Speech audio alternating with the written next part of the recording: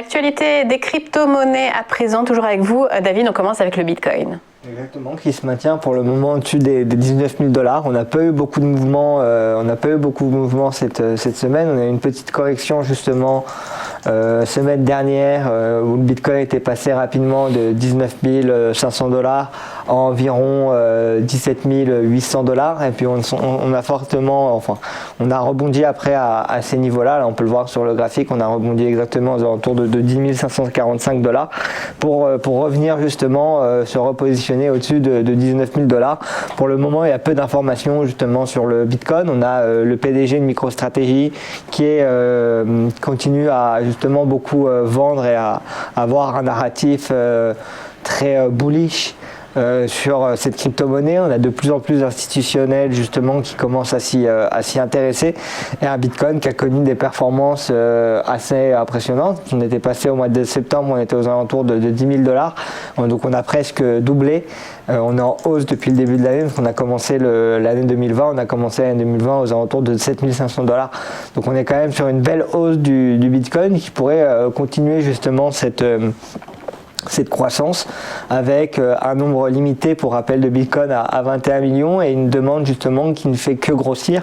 Et il y a de plus en plus justement de banques et d'institutionnels qui commencent à s'y intéresser. On a vu par exemple des rapports de Vanguard, des rapports de JP Morgan ou même de Fidelity qui justement s'intéressent de très près à ces technologies et commencent à regarder justement quels sont les moyens qu'ils peuvent mettre en place. Par exemple, on a Fidelity qui commence à accepter les collatérales en Bitcoin ou en crypto-monnaie pour justement emprunter ou obtenir des prêts.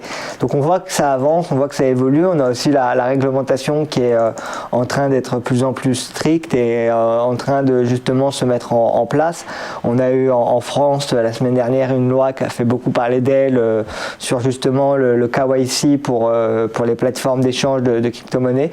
Et on a aux États-Unis un débat en ce moment sur les stablecoins, les jetons stables qui sont adossés au dollar notamment. Et donc à suivre, mais en tout cas le Bitcoin qui pour le moment est sur une belle voie pour réatteindre les 20 000 $ peut-être avant les fêtes de fin d'année. Sinon on a un Ethereum qui suit à peu près les mêmes mouvements que Bitcoin, malgré des bonnes nouvelles récentes et le passage à la version 2 qui s'est passé sans grand problème. On a un Ethereum qui a corrigé de 610 $, 620 $, on est passé à 550 $, un peu moins même, et puis on est venu rebondir justement sur un niveau le plus bas, on est venu rebondir sur un 520 $, et puis l'Ethereum qui justement continue sa reprise pour le moment. On a aussi Ripple qui a été assez intéressant cette semaine et qui a été assez mouvementé. On a eu le airdrop on n'a pas eu encore le airdrop des jetons, mais on a eu en tout cas le snapshot qui a été pris, donc qui est en gros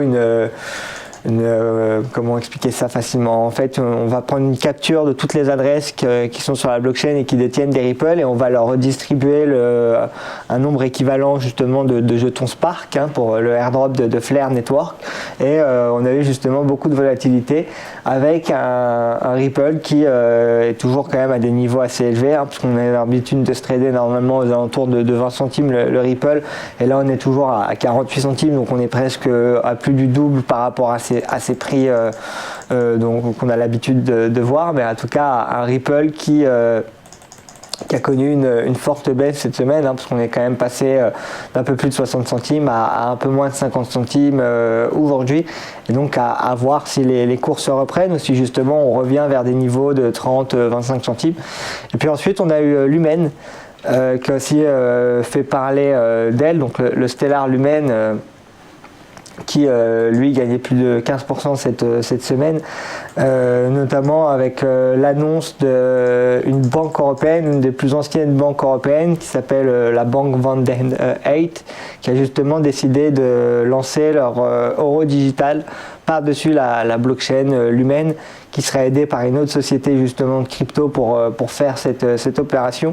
Et donc le cours qui en profite, et on passe d'environ 15 centimes à un peu plus de 17, de 17 centimes, aux alentours de 17 centimes aujourd'hui. Du coup, il a quelque chose à voir avec le cours de l'euro, il suit, il est relié? Le Lumen, non, Oui. mais la crypto-monnaie qui va être créée par-dessus, qui va utiliser la blockchain Lumen, sera lui adossée à l'euro et donc sera une monnaie stable. Eh bien, c'est la fin de cette actualité des crypto-monnaies. On passe tout de suite au point pédagogique.